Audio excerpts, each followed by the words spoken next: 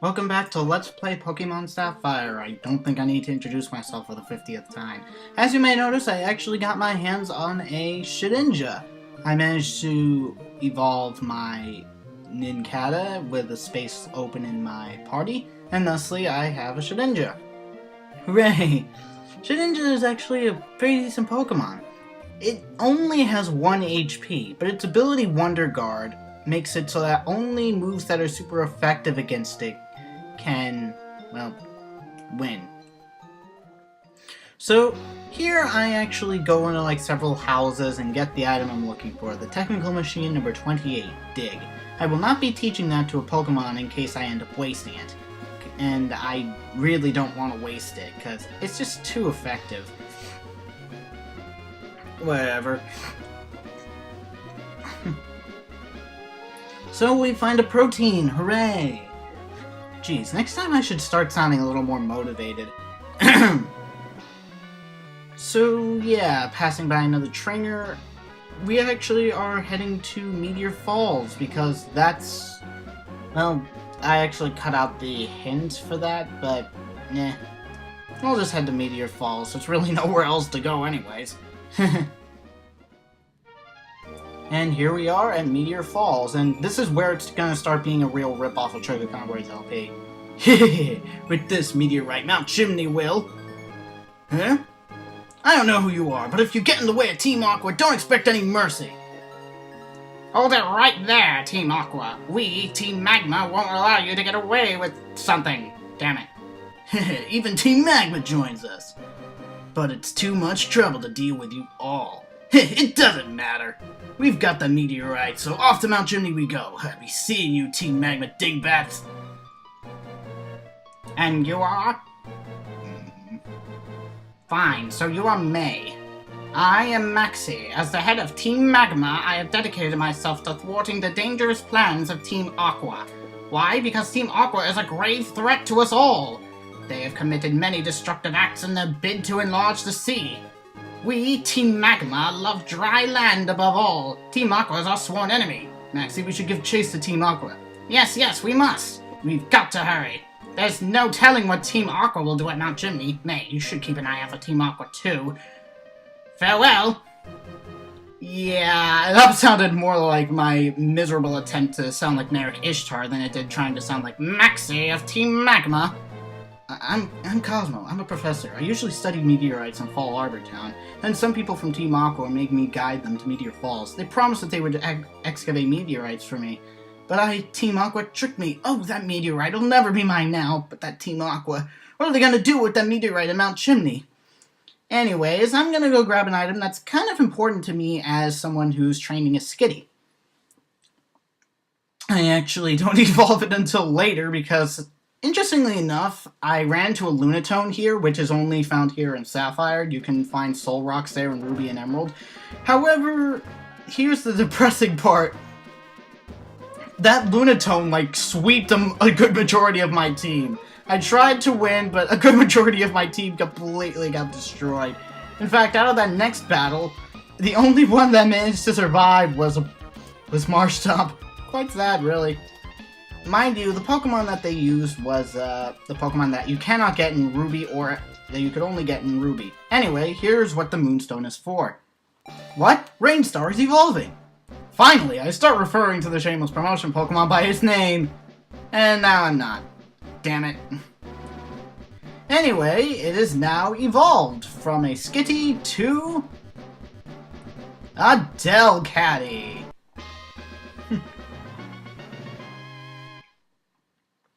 Maybe it wasn't that great of an idea for me to, evolve it that early, but, I might as well have evolved it at some point. I mean, not like its stats really get that much of an improvement. Anyways, what we're seeing here is basically the guy that we saved from Pelbert Woods and retrieved the Devon goods for was, well, yeah, this guy is going to give us appreciation for what we did for the Devon Corporation by giving us a new kind of ball, the Repeat Ball. It works great on Pokemon that you've already captured. And anyways, on my way back to Mount Chimney, I actually fight more Pokemon and trainers, and my Zigzagoon starts evolving. Holy crap, 2 evolutions in 1 video! Never thought that would happen. Well. I'm probably gonna keep Shedinja on my team as a challenge, because only super effective hits will ever hurt it, and since it only has 1 HP, that doesn't exactly forbade well, or something like that. I don't even know anymore. I'm off to Mount Chimney. The cable car is ready to go up. Would you like to be on it? Please step this way.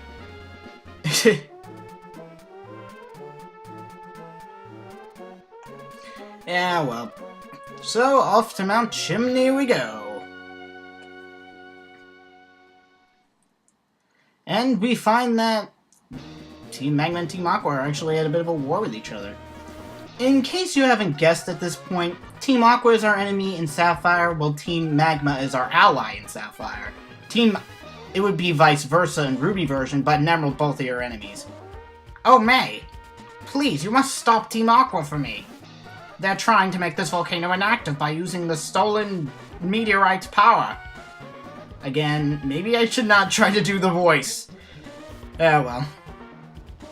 I'm gonna enlarge the sea for the good of everybody. Team Aqua wants to expand the sea. How's that for insane? You guys want to expand the land. How's that for insane?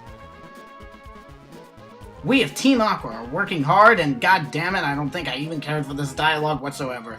So here we come to yet another Team Aqua grunt. Not terrible. And it sends out a Zubat. Funny how I actually remember seeing like several comments involving Team Aqua wants to expand the sea, increasing the tentacle population. Team Magma wants to increase the land, to expand the land mass, increasing the Zubat population. This creates some irony in the fact that this Team Aqua member has a Zubat. The Zubat population would be increased by expanding the land, and yet we have the sea. The people of the sea, the people that are trying to expand the sea, using a Pokemon that would be benefited from expansion of the land. Quite odd, wouldn't it be? That'd be like if we ran into a Team Magma member that actually utilizes... Yeah, it would actually be quite odd to run into a Team Magma member that actually utilizes a Tentacool. That would be pure irony right there. But regardless, it should be noted that... The funny thing is that I thought that Puchanisk, or really any Dark-type Pokemon, couldn't hurt my Shedinja. But then I remember that Shedinja was also part Ghost-type, and as such, its typing means that... Yeah... I learned that the hard way in one of the next battles, like, the second next battle, like, after the battle after this. Yeah, next time, I don't even know what the hell to say anymore. In fact, a good few minutes of this video will actually be a few amount of battles, so, these are kind of important to the story. Okay, not kind of, they are important to the story, and as such, so you've come all the way here. But you're too late. I've already delivered the Meteorite from Meteor Falls to the... Mouse! Ah, well. So here we fight against the Aqua admin Matt, and he is ripped! At least, he sort of looks that way. Anyway, he sends out a Carvanha. Haven't seen that thing in a while. Carvanhas can be quite intimidating, especially considering the fact that they have the ability Rough Skin. You've seen it displayed in battles with previous Aqua members, and as such, you know that Rough Skin hurts anyone that tries to use a physical attack. As in moves like Double Slap and such have that kind of thing. I'm actually surprised that Rainstar here managed to survive winning this entire battle. In fact, with all these notifications, it feels like it goes on for a while. Carvanha's Rage is building. Rough Skin hurts Rainstar. Carvanha's Rough Skin hurts Rainstar. It doesn't matter, and then it hits 3 times, and then finally the Pokemon goes down. Wow. Yeah, well, I decided to swap to the Shedinja here. It's proven to be quite effective so far, but as I mentioned before, it becomes like a total screw-over. But then again, there's another Pokemon that can also be a major screw-over if you don't know what the hell to do. The funny thing is that I remember watching some episodes of the anime, and the one thing I remember about one episode of the anime was that there was this one guy that had like 2 Ninjasks and a Shedinja, and What that episode was what really got me curious as to how the hell I could get Shedinja. I think I actually went and raised Ninjask up to level freaking 100, and I could never figure out how to get a Shedinja on my own. It was only when I figured out online that, oh wait, I could actually raise an Nincada to level 20, leave a space open in my party, and then evolve it into a Ninjask, and then a Shedinja will suddenly show up in the party, as if it's like the shell of the Nincada when it evolves into a Ninjask. Quite interesting. Yeah, well, before we face off against Archie of Team Aqua, let's analyze his statistics and what he's all about. I actually give you a longer amount of time than usual for this because I want to explain a couple of things. First off is that when it came to fighting Archie here, my problem ends up being that I end up underestimating him. And as such, I end up getting pwned by his team. And notice how I highlight Pedo in his Sharpedo's name. Yeah, I don't think they kind of meant that because Sharpedo is supposed to be a combination of the words shark and torpedo, but I think it became subject to plenty of jokes as it is. So anyways, here is Team Aqua's Archie. The power contained in the meteorite. By amplifying its power with this machine, Mount Chimney's volcanic activity will stop! Eventually, the cool-down crater will fill with rainwater, giving water Pokemon a place to live. You again? Now listen, all life depends on the sea. The sea is everything! Its importance is paramount! Pictures. That is why we of Team Aqua are committed to expanding the sea. Doing so will result in the emergence of new Pokemon species. Oh god, no, I don't want any more Basculin! Those things suck! Ugh. We will return the world back to nature for the good of Pokemon.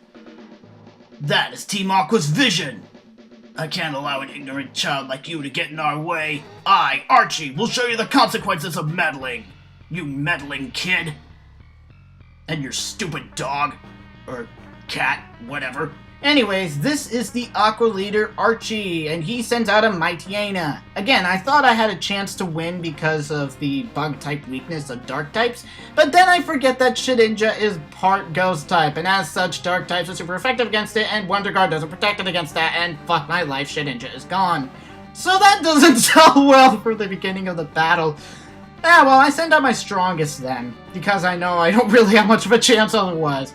So, Nutshot does a pretty decent job by actually lowering Mightyena's speed. I wouldn't assume that it was that fast, but it is pretty decently fast, especially since I actually managed to outspeed my Shedinja. I didn't think I was going to end up activating, I didn't think I was going to end up activating a Super Potion, but I was half expecting it too.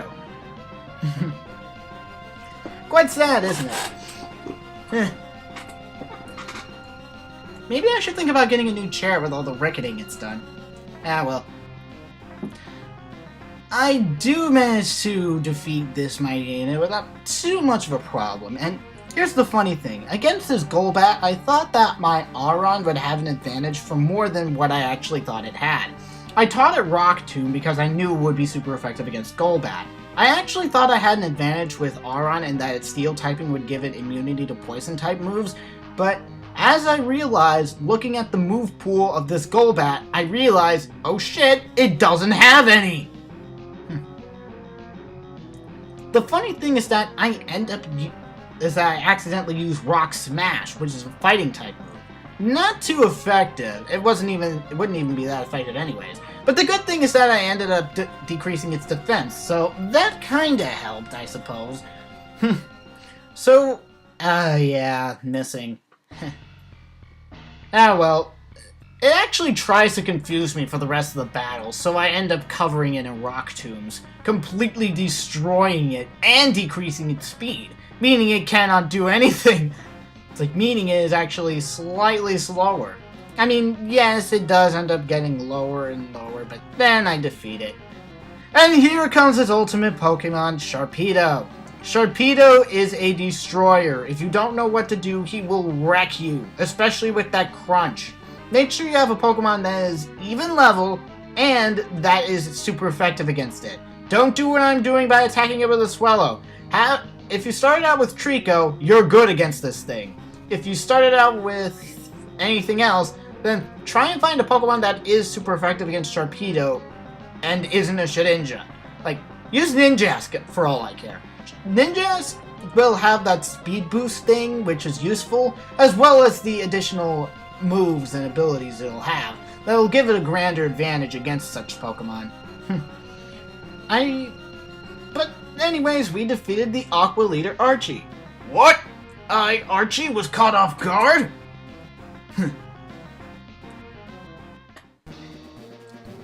Whatever. I will give up our plans for Mount Chimney for the time being. But no one can ever stop us. Team Aqua will prevail. Don't you ever forget that. And here comes Maxie. May, thank you. With your help, we thwarted Team Aqua's destructive plan. But this victory doesn't mean the end of their evil plans. We will remain vigilant and keep up our pursuit of Team Aqua. May we shall meet again. Indeed we shall. And remember, Maxie is actually our ally. So I have the guy with the hilarious voice that I end up imitating Merrick to try and do. But now we go through the Jagged Pass in order to make it to the town that contains our next gym battle on Lavaridge Town. I actually thought it was pronounced Lavaridge Town, but I realized it was pronounced Lavaridge Town. Lavaridge Town. Maybe I should have paid attention to the way it was spelled. Anyways, this episode is drawing to a close. So, this is Transformers Fanco 328. I am done, and we shall see you in the next part. Or, I shall see you in the next part. Not we, but what am I referring to, me and my Pokemon? Yeah, well, see you then.